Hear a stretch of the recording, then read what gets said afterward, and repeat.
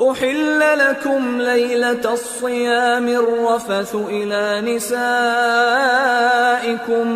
हुन्न लिबासुन लकुम व अंतुम लिबासुन लहुन्न अलिमल्लाहु अन्नकुम कुंतुम तख्तानून अनफुसकुम फताब अलैकुम व अफा अन्कुम फल्आन बाशिरूहुन्न वब्तगू मा कतबल्लाहु लकुम वकुलू वश्रबू हत्ता यतबय्यन लकुमुल खय्तुल अब्यदु मिनल खय्तिल अस्वदि मिनल फज्र थुम्म अतिम्मुस्सियाम इलल लैल वला तुबाशिरूहुन्न वअन्तुम आकिफून फिल मसाजिद तिल्क हुदूदुल्लाहि फला तक़रबूहा कज़ालिक युबय्यिनुल्लाहु आयातिहि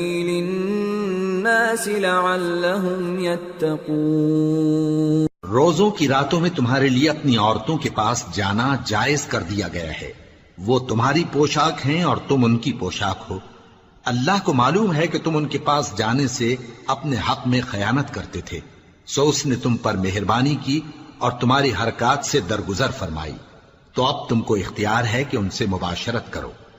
और अल्लाह ने जो चीज तुम्हारे लिए लिख रखी है यानी औलाद, उसको अल्लाह से तलब करो और खाओ और पियो, यहां तक कि सुबह की सफेद धारी रात की सियाह धारी से अलग नजर आने लगे। फिर रोजा रखकर रात तक पूरा करो, और जब तुम मस्जिदों में एतकाफ बैठते हो तो उनसे मुबाशरत न करो। ये अल्लाह की हदें हैं, इनके पास न जाना। इसी तरह अल्लाह अपनी आयतें लोगों के समझाने के लिए खोल खोल कर बयान फरमाता है ताकि वो परहेजगार बने।